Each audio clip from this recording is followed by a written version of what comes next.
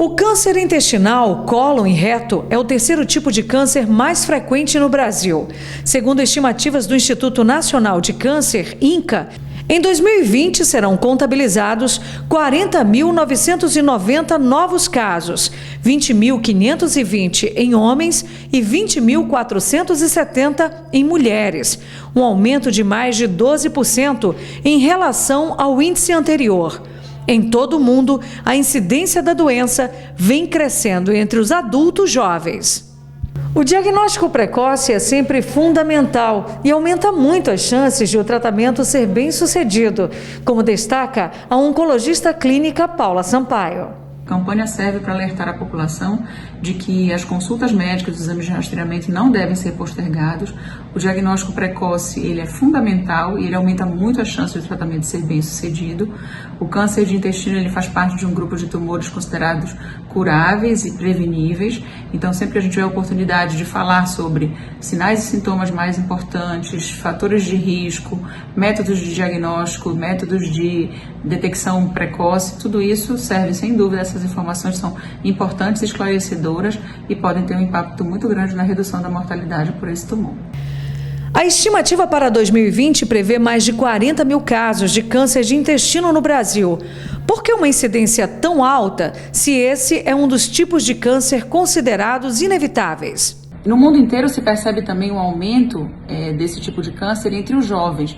E o que explica, muito provavelmente, esse aumento da incidência é que esse tumor é um tumor que tem íntima relação com os nossos hábitos de vida. Então, o aumento do tabagismo, o aumento do consumo de álcool, o aumento da obesidade, do sobrepeso, além de uma dieta muito pobre em fibras, rica em gorduras, em carnes vermelhas e alimentos ultraprocessados, poderia explicar esse aumento realmente da sua incidência. Quais as principais recomendações para a prevenção do câncer de intestino? Para evitar o câncer de intestino, alguns hábitos são fundamentais. Ter uma alimentação rica em frutas, verduras, cereais integrais. Evitar o consumo excessivo de carne vermelha e alimentos embutidos, enlatados ou defumados, como salsichas, linguiça, presuntos, etc.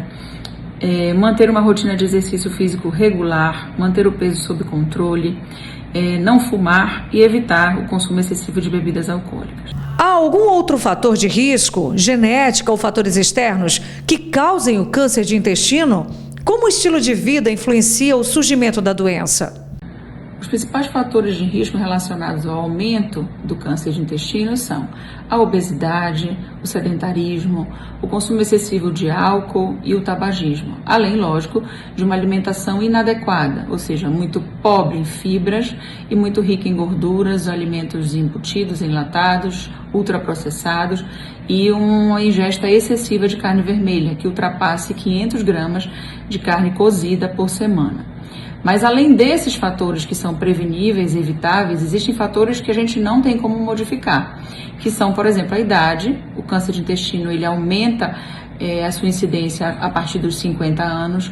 Um outro fator de risco são doenças inflamatórias intestinais, como retocolite ulcerativa e doença de Crohn.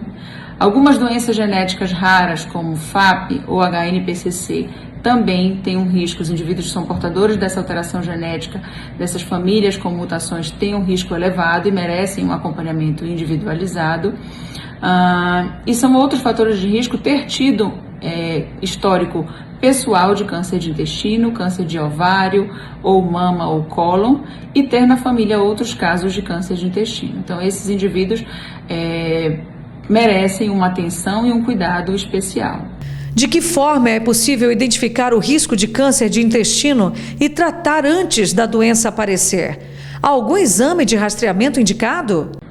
Os sinais e sintomas que chamam a atenção para a possibilidade de estarmos diante de um paciente com câncer de intestino são perda de sangue nas fezes, alteração do hábito intestinal alternando períodos de constipação ou diarreia, desconforto ou dor abdominal, fraqueza, anemia, uma perda de peso não facilmente explicável, né, sem uma causa aparente, a sensação de reto cheio, depois da evacuação a sensação de que não esvaziou todo o intestino, modificação no formato das fezes mais afiladas, são sinais que podem nos alertar da possibilidade de estarmos diante de um paciente com câncer de intestino.